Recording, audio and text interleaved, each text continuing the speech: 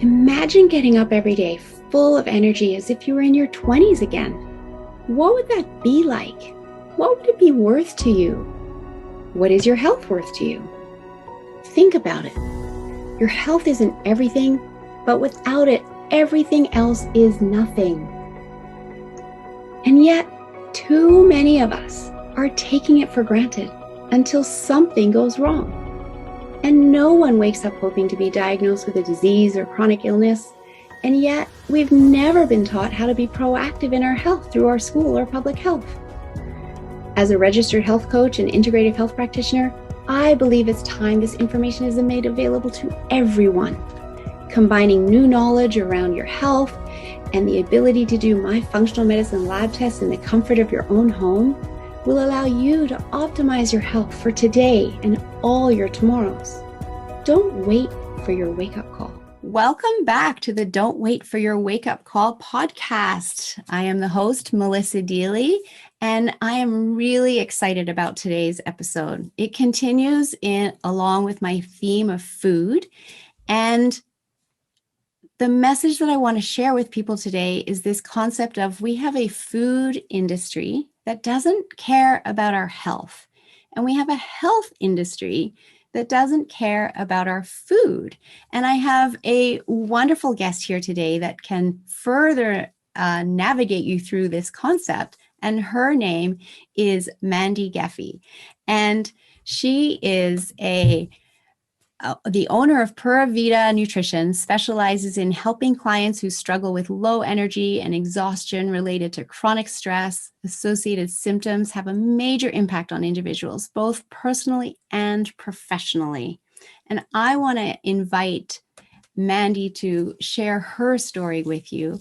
And so welcome. Thank you for being here, Mandy.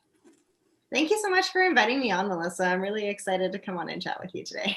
Yeah, I think this is such a great topic to highlight for people because so often we believe that, when we go into the grocery store and buy food, that everything in the grocery store is safe for us. And that isn't always the case. And we want to have food be our medicine. But in today's age, what we put on the end of our fork can be the slowest form of poison or our greatest form of medicine.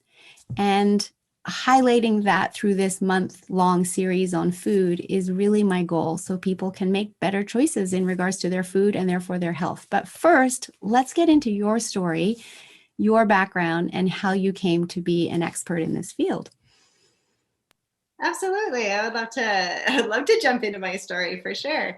So this field is something I didn't necessarily enter this field on purpose in the beginning, to be honest with you. My education and background is actually in nursing. So I took my Bachelor of Science in nursing and I graduated and started working in acute care and emergency in the rural setting. So I have about 10 years experience nursing already. And throughout my 10-year career, I worked in 2 different hospitals, saw a lot of different things come in regards to like health and wellness and just different illnesses come in. And so my nutrition education is something that I entered into after the fact. And it was actually after I got sick myself. And so I can share a little bit about that experience too, if you would like. Well, I would love to, because I can well imagine working in a rural setting in acute care in, emergency, basically the stress of that. And so my mind is already going to, well, that stress is probably one of the root causes of your illness. So I would love you to continue sharing that part of your story. Absolutely, for sure. And so coming up to my health and wellness difficulties, I was working in the hospital full time. I was working days and nights. And as I was building my practice in the first few years, it was very high stress. And working in the rural setting, what I see a little bit of everything. So I did labor and delivery, I did emergency, I did acute, I did all ages, like care across the lifespan. And so it was very stressful because there was a lot of learning that I had to do right off the bat. I had to take cardiac care courses and trauma courses and things like that to build my initial practice. And so I feel like I pretty much worked nonstop for about 3 years right at the beginning. I didn't say no very often. And so anytime they needed me to work extra hours or to pick up an extra shift or anything like that, I would always agree to it because I wanted to provide that support, right? Like I wanted to be reliable on that. And I also had a rough time managing my stress in that role. So I didn't know how to, or maybe just didn't give myself the amount of time that I needed to really manage my stress well and deal with things as they were coming up. Obviously in that role, there's some difficult things that happen too. Like I was faced with a lot of deaths and different things like that I wasn't used to dealing with all the time. So I would kind of just like ball up my stress and like pound it down to the pit of my stomach. And I thought I'll just go back to it later and deal with it later, right? So this kind of, it kind of led into a perfect storm for me, I believe, looking back on that time now, because after a couple of years of practice, I got pregnant. Me and my husband, we wanted to start a family and have kids. So I got pregnant, which I was very excited for that. It was like immediately following a miscarriage. So it was excitement, although still dealing with some stress and some personal things in my life as well. Looking back, I feel like maybe that was a sign that my body was like talking to me and telling me like, maybe I need to refuel a little bit before I enter into this pregnancy and building another human. Although that's not really time and space that I gave myself. I honestly, I didn't give much time and dedication to the pregnancy, to be honest. I continued on with my nursing career and I continued working pretty much nonstop. I was like, growing a human, that shouldn't slow me down, right? And so it did. It kind of got me to this place where I feel like I ended up in a perfect storm. And it was after the delivery of my first son that everything kind of just came crashing down. Like I totally hit a wall. My son was born early. He was a little bit premature, and he was born with an underlying illness. And even before he was born, I wasn't sleeping hardly at all. As a shift worker, I was barely sleeping, and I didn't have that good sleep routine. And then after he was born, of course, new moms, they don't really sleep. They're not notorious for regular sleep, really, right? So a few months after my son was born, I remember just I was sitting in the living room with my husband. We had been fighting quite a lot, and I could tell I wasn't happy. I just wasn't happy. I was exhausted. I was overwhelmed. I had brain fog all the time. And we were fighting quite often. And I remember sitting in the living room and he just looked at me. It was right after another argument. And I was like still kind of mopping up my tears. And he looked over to me and he said, you know what, like, Mandy, I love you. I love you so much.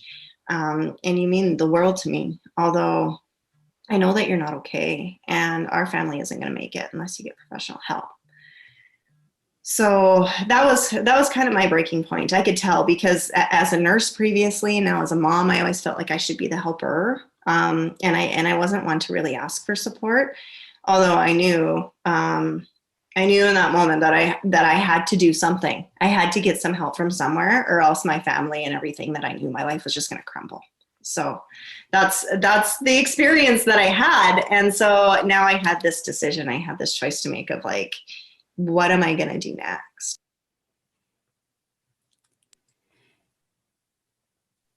And okay, so you want to know what I was going to do next, I imagine. I do want to know what you want to do next, but before we go into that, I just want to say that, so often people that have, big hearts and that are healers that want to help others, we're just programmed to putting all our energy into helping others, and we forget to look after ourselves. And, it's just coming back to that reminder of we can't serve from an empty cup is so important, right? And self-care. And in the moment, though, we're so caught up in it, we don't realize. But I also think that the importance of that isn't something that we're necessarily taught when we're growing up.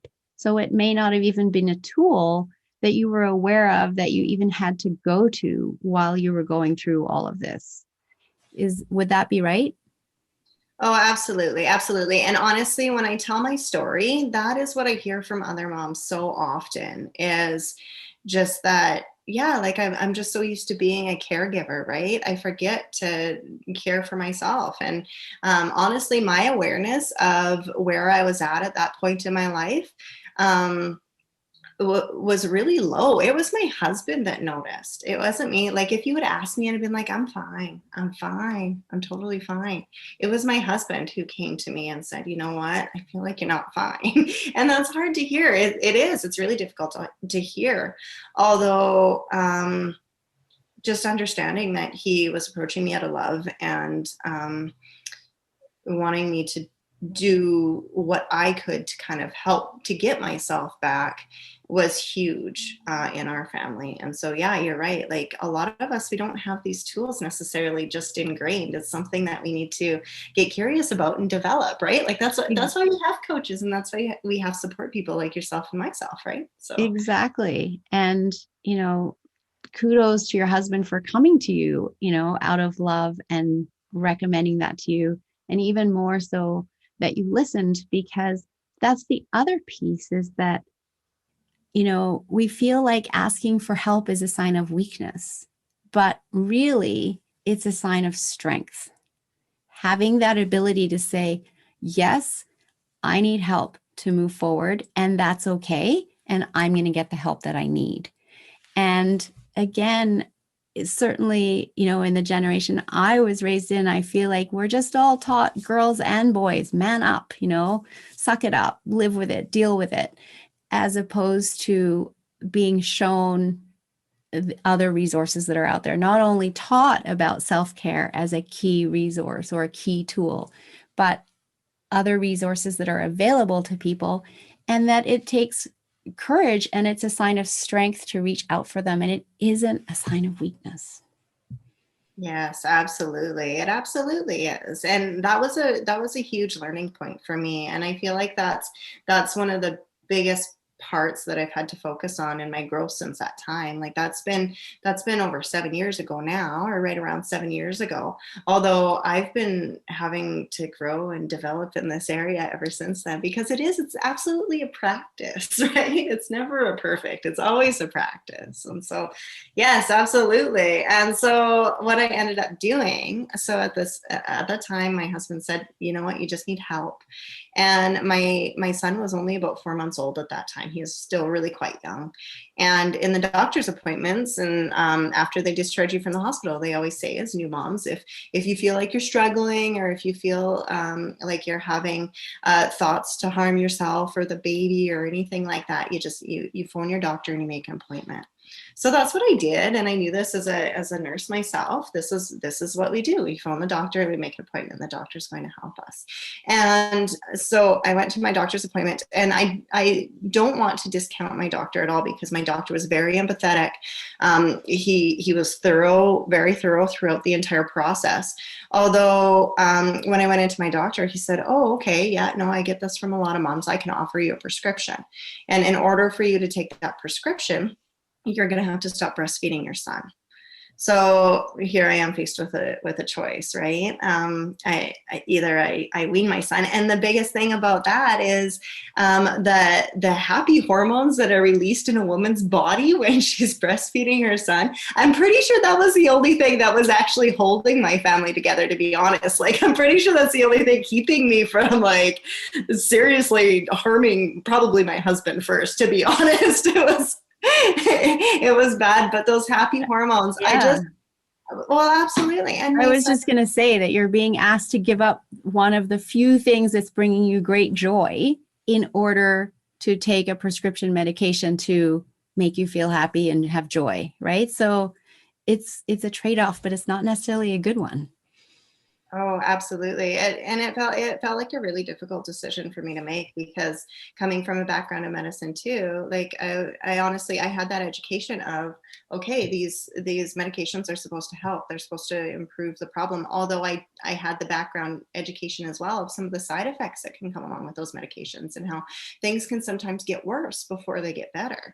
And so I wasn't against the medication itself. And sometimes it can be definitely necessary in order to turn a corner or what have you, to have that underlying support. Although for me, I asked him, I'm like, are there any steps before this? Like, is there anything else I can do? Can I go out and like, is there any other steps before prescription and not breastfeeding my son anymore? And he said, you know what, like, you can go out and you can take a look. You can, I'm sure that there's lots of services and stuff. I just don't know of any. So, and if you feel like you want the prescription later on, just come on back and I'll give it to you. So it was kind of, I felt like I was kind of in the situation where it's like, oh, well, you're smart. Like you go out and figure it out. And if you don't find anything else, then just come on back and we'll give you this thing that I offered you.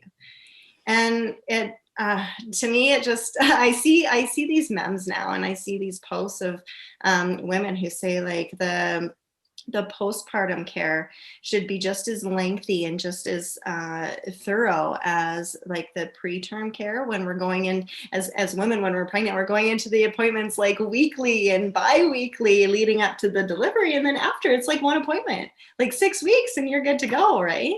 And so I felt like there should have been more steps, I guess. I didn't feel 100% supported. And so once again, I come out of this appointment and I told my husband, I'm like, I don't know. Like, I don't want to go this route yet. I have nothing against women or anybody who makes that decision. It's a very personal decision. And I totally understand that. Although I just felt like it wasn't right for me at that time. In my heart, I wasn't ready for that. And so I had to go and ask my husband for support again. I'm like, I don't know what I'm going to do. I'm going to keep looking. I'm going to get help. So it was really important for him to still be on board and support me through that decision-making process as well. 100%, because it does take time and energy to have to source all, further help for yourself, right? And while you're using that time and that energy, it's further depleting you in other areas. And so having your husband on board and supporting you is so important, because there's probably still a few fights. There's probably tears. There's, days where you still feel like crap and you're trying to look after yourself. And it just takes longer because of the depleted state that you were in.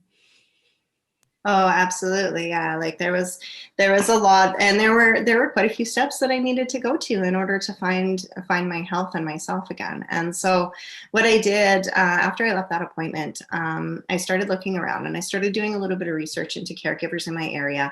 And I was prior to this, I was pretty narrow focused on medicine. I was like blinders up. Healthcare is the way to go. Medicine is the only path. And so this was a very new venture for me. I realized that in order to follow the path that I wanted to, and that I knew felt right and aligned with my own values, I would have to step out of that, and I would have to step into alternative or complementary healthcare. And so I started doing some research, and what I started finding was just a number of different answers. I started to realize that there are quite a number of different steps and quite a few things that I could do prior to taking that step and accepting that prescription. And so that's what I got started on. I phoned and I made an appointment with a doctor in naturopathic medicine. And part of what she did for me was she created a supplement regime for me, because my body was just so depleted after working the shift work for so long. And then the pregnancy itself, like I was completely depleted without sleeping and everything. I was so depleted. I actually now refer to it as postpartum depletion, not depression. It was postpartum depletion is what I was experiencing. You know what? And that is a great term. And as you say, that perfect storm, right? Because living in a state of chronic stress, which can happen in your line of work, particularly of, dealing with emergencies, crises, people dying, etc., on top of that shift work, so on top of that poor sleep, that just has us burning through our vitamins and minerals to such a huge degree. And because it's all happening inside our body, we don't see it. We're just not aware of it. But I run lab tests for that and see those lab tests for my clients. And there's such a connection between that high stress and then depletion. But on top of that, you've just grown another human life. And so your body's had to give not everything, but a portion of what you had, limited as it was, to your son. So that's a great term, postpartum depletion. Yeah, I use that quite often in my practice. And I kind of liken depression and resilience on a teeter-totter. And this is how I explain it to my clients. So when your resilience is low, so when your body's depleted, you haven't been resting very well or sleeping very well, and you're kind of burning yourself out, that's really low resilience. That's when depression has the opportunity to kind of rise and rear its head. I don't think that it's one of these where it's all or nothing. It's just kind of like a teeter-totter. So my resilience was really low, and I needed to fuel my body back up. And honestly, when I started thinking about it in those terms, and when I started seeing the results for myself, so when I started seeing the evidence in my own body, it was after I got some of that counseling and some of that supplementation and started getting really curious about, like, okay, the food that I'm putting into my body really matters, because I feel different when I put different types of food in. It was those things that really started, I started to make the connection of, okay, so food and fueling my body right, putting the right things in, my body does the things that it's supposed to do, and I feel good. And looking back, I think if I had taken that prescription, that's not what it's meant to do. And that's not what it does as a whole. It wouldn't have refueled my body. And once again, like, nothing against the medication or people who make that decision. I just know for myself, it wouldn't have provided that fuel and those nutrients that my body needed and was asking for. And I feel like that would have been kind of a cycle that I would have gone into, that I don't know that I could have gotten out of it. Yeah, it could have just been a slippery slope, right? Because it wouldn't be refueling and replenishing your body. It would be potentially masking symptoms at the same time as causing some damage to your gut, which we know prescription medications do. And over time, because you're still not getting to the root cause of the issue, which was your depletion, it would work for a while and then not work. And so then you need a higher dose. And it ends up being something that, maybe you have to be on for a really long time or for life, which, big pharma loves the idea of that because they get a payment every time you pop a pill. But that's not true health. That is sick care, not health care. Oh yeah, you're so right. You're totally right. And so then I really started feeling this to my core. And honestly, it only took me about 5 months of, like I said, going through the counseling and really kind of sticking to a really good regime. And I started to feel myself come back again. I started sleeping again, which was amazing. That was like top notch. I was like, wow.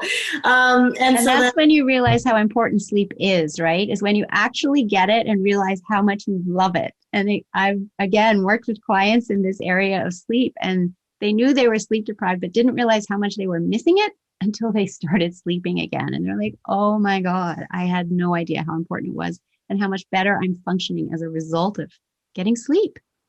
Absolutely. Absolutely. And so, yeah, the more that I kept on just taking part and making shifts in my own lifestyle, my husband was starting to see results too. One of the biggest ones is my son. I said that he was born with an underlying illness, and we had him in the emergency department like every month. Maybe even more often than that. It felt like it was like a revolving door, just because he was born in late fall. And he wasn't only prone to infections. He would also get what we call croup.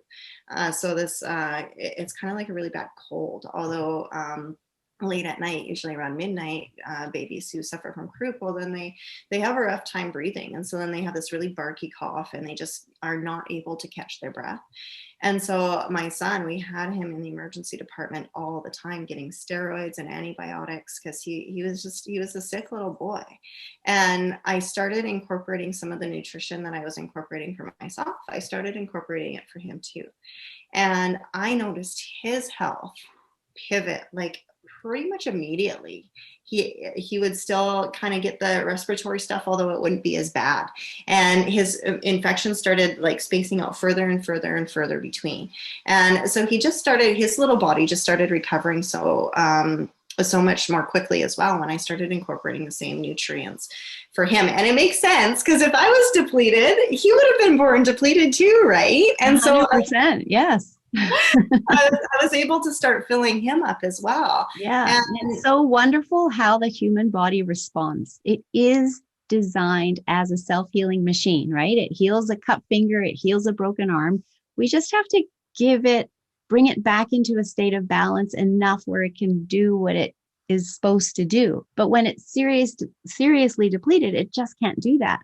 But in, using nutrition, using supplementation to bring your body and his body back to a place of balance, then it can start healing. And it happens so quickly. For sure, for sure. And especially like in my son, because he's so young and brand new. It was amazing to see like how quickly he just did a 180 and his health improved so much more. And so once I started seeing this evidence in my own family and seeing it so blatantly, that's when I started getting so much more curious about, okay, the food, what are we missing? Because I'm from a background where like my family is farmers and we always grew our own garden, right? Like I felt like I was eating pretty healthy previously. And I started to realize like if I was missing some of these main components in my own household, then maybe there's a little bit more to it than just what's kind of like on the surface. And so I really started digging into it. And that's when I started supplementing my education with nutrition and took 2.5. I took 2 separate courses. So I ended up taking 2.5 years of nutrition education after that to become a holistic nutrition practitioner. Just simply because I was so curious. I just wanted to keep learning more and more and more about it. And I started. Isn't that awesome when you discover your passion, that learning about it becomes the joy and you can't stop? I know that feeling, and it's a wonderful place to be. Oh, for sure. Because I started feeling like I was really getting to the source. I was getting to the root and starting to understand. And even in my mind now, I picture it like I just picture the nutrients and everything like little Lego blocks, right? And our body just needs the right Lego blocks to put all the pieces together and put everything in place. So that's what I really started looking into and leaning into, and just kind of and helping to support people by putting the whole picture together. Like that's like holistic is in my title because our body is it's whole and everything works together synergistically. If we have parts and pieces that are missing, then our body's not going to work synergistically like it should. It starts to cause some chaos, and then we see that appear in different functions all over the place, right? And so I started seeing our body and our health in such a different way. And you think about it, like our body reproduces its cells; it's constantly regenerating new cells and reproducing itself. And the only thing that it has to reproduce itself from is the food that we eat. That's the fuel. That's the building blocks. That's what it uses. Yeah. And it started to make more sense to me that's how we get to the root of what our body's creating. And like you said, it can be so functional and positive, or our body can just be used to detoxify other things in the environment. Yes, exactly. And I can imagine that as you got into this learning, that it was quite an aha for you from your previous learning going through nursing school, etc., where a lot of the work is looking at one organ at a time versus that whole being and that holistic approach and understanding how interconnected we are. And, the fact that the gut is our second brain, and when the gut's off, the brain is going to be off, or vice versa. Or if the gut's off, it can cause hormonal issues. Hormonal issues can cause insulin problems, et cetera, et cetera, et cetera. And now you're starting to understand, with feeding and fueling our body right is the starting point of all of these other spin-off effects, whether they happen in a negative way or a positive way. Oh, yes, definitely. Because even the way our body communicates, it can start to create a domino effect when like I said, when we get some chaos happening, or when we get something that's not functioning quite properly, it creates this whole dominoes effect. And so when we come with one medication or one intervention, sometimes it can be really helpful, for sure. Although we always need to be looking, and I feel like you really do this in your practice too, we always need to be looking and expanding on, okay, so we had this imbalance. What else could have rippled out from that? We need to address those situations too. And we need to make sure that the whole body is happy, for sure. Exactly. I love that. So, keep going into where you've come now, because I know you've developed a whole practice out of this. And I've seen some of your work, and I know that you create recipes and you teach people how to eat in a really healthy way without it being a lot of work. You try to simplify it so it's doable for people. And I think that's what's important, because we live in a really busy world. And if it's too hard, people can't do it. And so in my work with your guided health journey, I do the same thing. I try to keep things simple and guide people so they can relax into the process. And I know you do that too. So let the audience know how you do that. All righty, that sounds good. Yes, that is exactly what I do. And so fast forward, like I said, I've been on my journey now for the last 7 years. And I've actually come to a point where I realized working within healthcare and working as a registered nurse, I still did it part-time up until about a year ago. I started to realize, though, that it just working within healthcare, since it is so downstream and so reactionary, I was finding that it just wasn't aligning with my values anymore. And I didn't want to sink anymore into the trauma level. I feel like for acute instances, our healthcare system is very, very good. It's very good at addressing those very acute, very quick kind of traumatic experiences. Although when it comes to chronic illness, I was finding that my values just were not aligning with that. And I was starting to feel like, okay, I feel like we're missing the root. Where's the root of the issue? And simply masking it, right? In the chronic side, we're using drugs to mask symptoms. And this is where it's sick care. People are coming in and they're not feeling well. And here's something that will make you feel better, but it's not actually resolving the underlying issue. Yes. And so I fully agree with you. And we're excellent in acute care, but chronic illness is where people are being really let down by the state of our medical system today.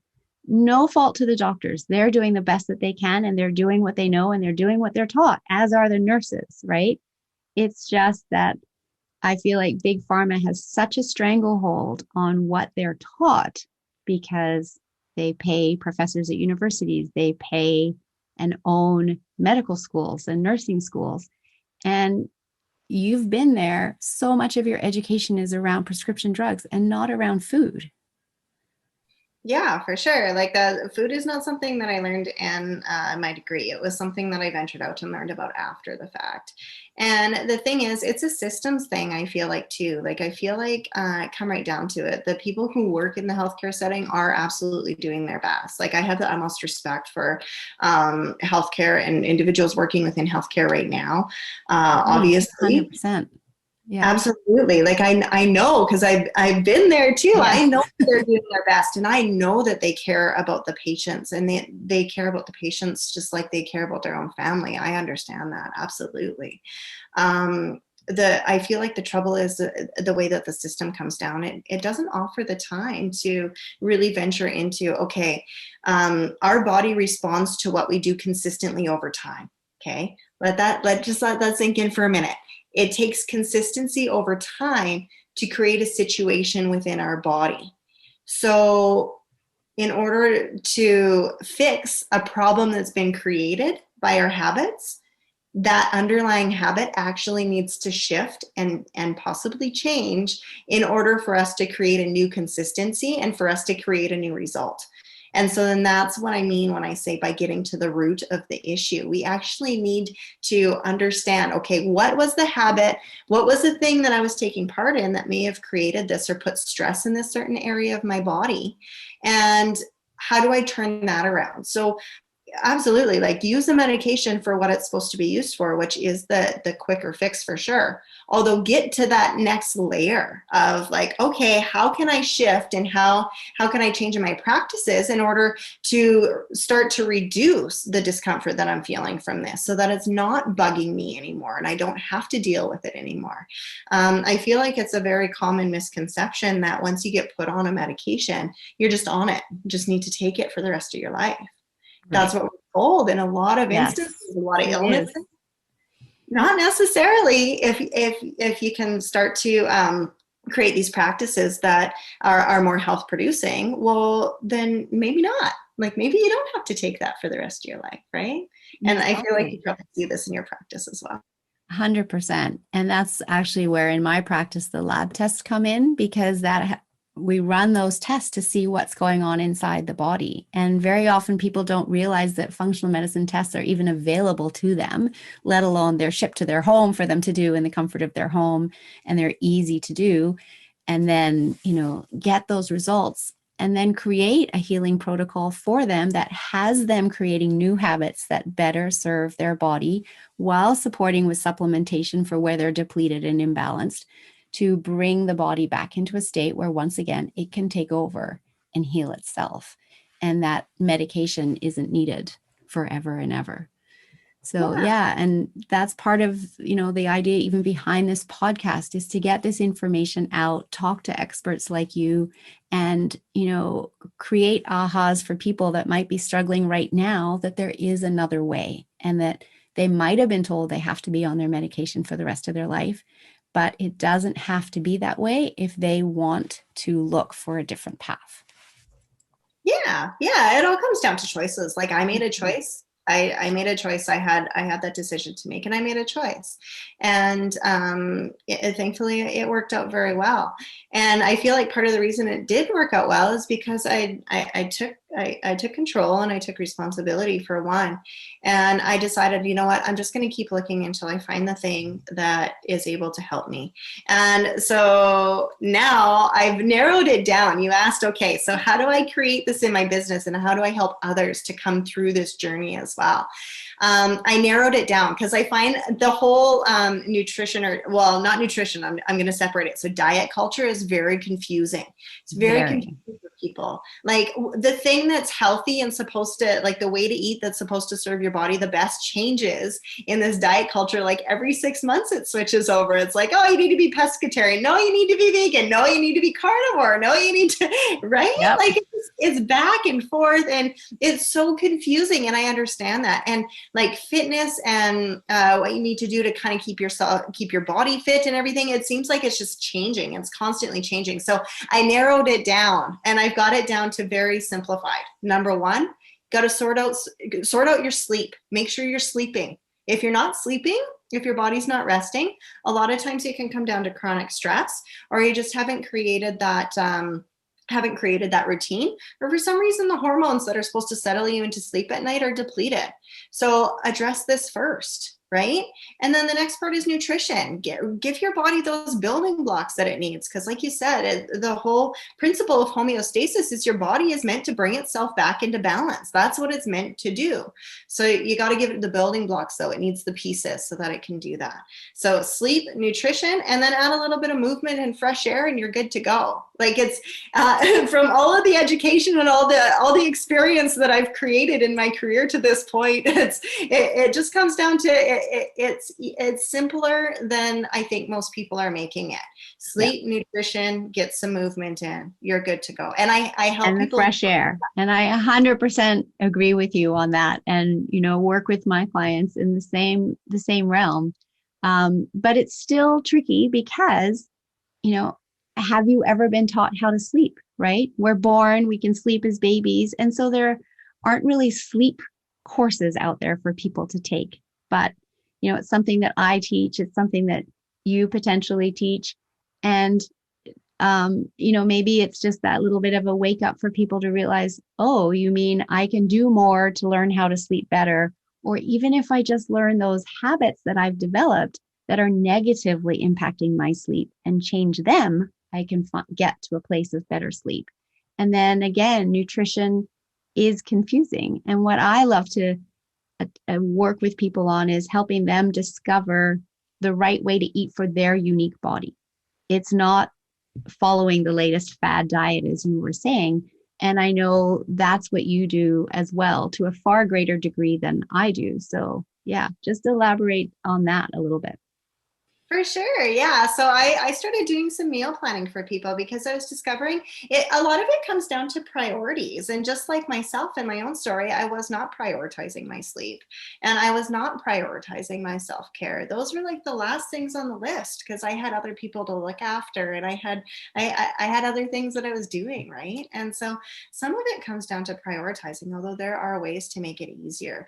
And there's some common misconceptions around too. Like a lot of times I hear, oh, people think that in order to eat healthy, it's not going to taste delicious. Like it's not going to be good food. They have to make a choice. Either I'll eat healthy or I'll eat good food. I can't have both, right?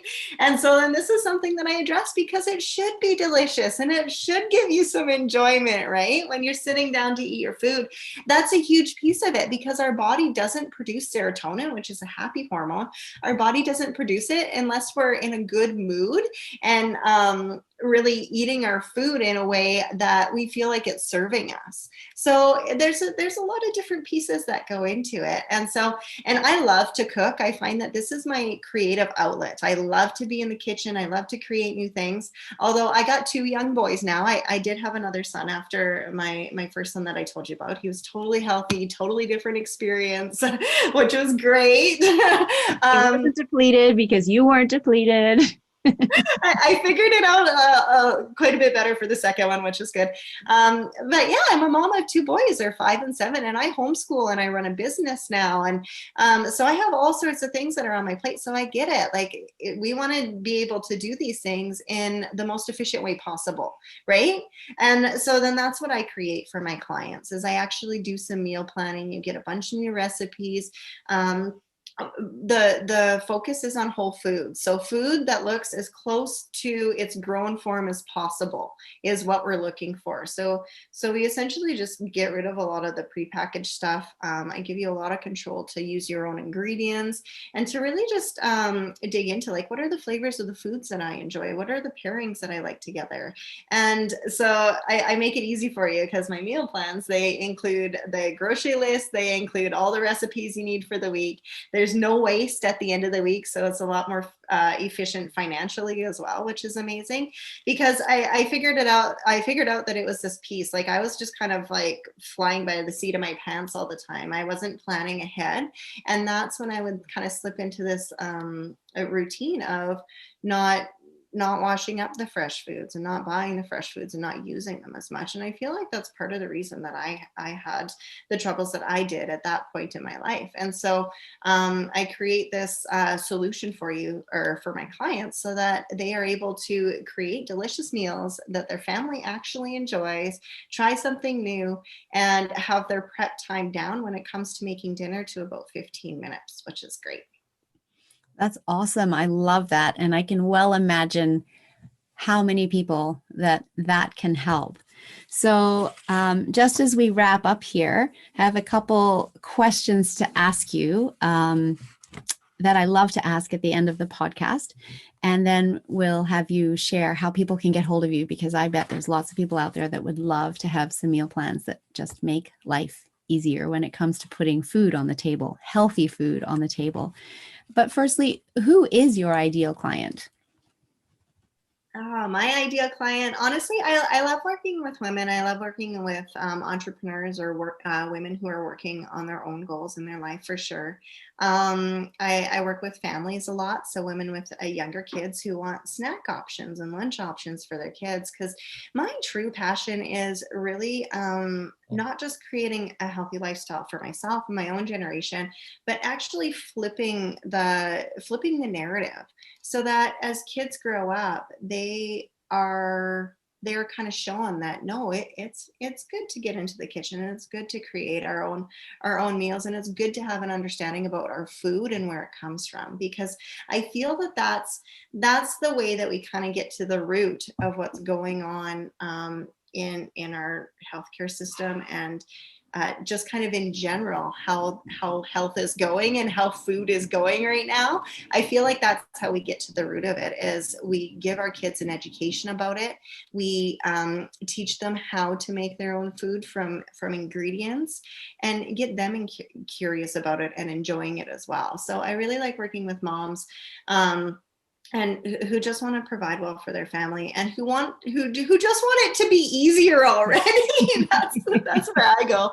A lot of moms are, I attract a lot of clients who are moms who are feeling stressed out. They are feeling exhausted. They're overwhelmed, and they just want to create those better solutions for their family, and they want to feel like themselves again. This is what I hear a lot. I just want to feel like me again. So that's I love that. And I love getting the kids involved and having the next generation have greater understanding about the fact that food is a form of medicine. And when we make the right choices, and having them enjoy learning to cook with it and being able to make healthy meals for themselves and really empower them in that way. What does "don't wait for your wake up call" mean to you? Oh boy, that means honestly that takes me right back. That takes me right back to the evening that my husband and I are on the couch, and he looked at me and he just said, "You know what? Like, I love you, but I feel like you need to get professional help." That to me was my wake up call. That was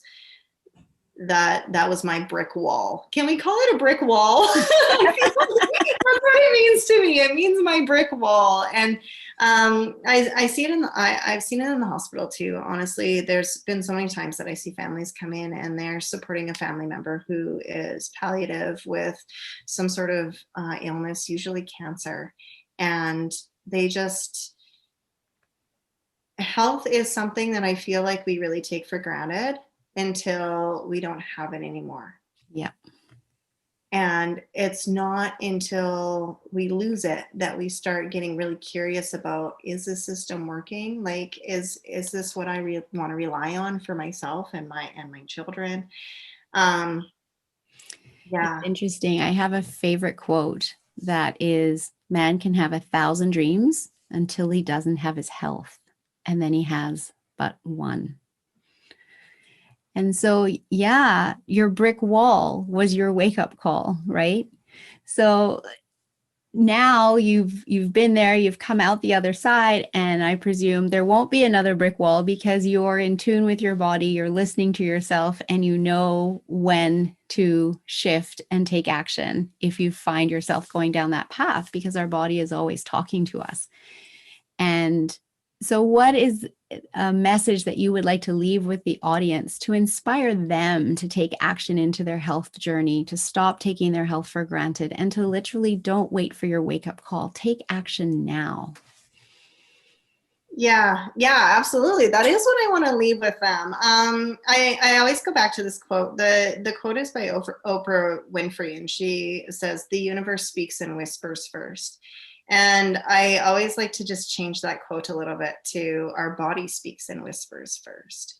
And so yeah, like you said, our body is talking to us. Your body is talking to you, and it is telling you things. I always tell my clients, your body's talking to you all the time. It just doesn't speak English. So just need to lean in and understand what it's attempting to tell you. And so yeah, ask for help. Like my biggest resistance, it was just on the other side of that actually helped me to start to create the life that I wanted to live in, and to create my healthy body again, and to pass those healthy habits through my family and my children.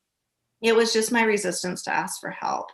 So ask for help, because there are so many people out there, yourself and myself included, that are equipped and full of passion and totally heart-centered, and just want to do their best to help you get back into your healthy lifestyle again.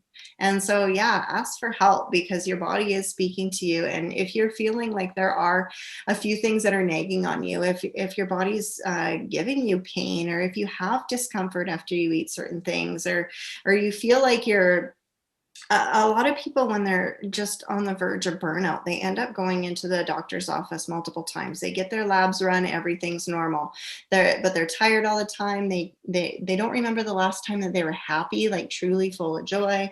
Not sleeping, like I said, their sleep schedule is all out of whack.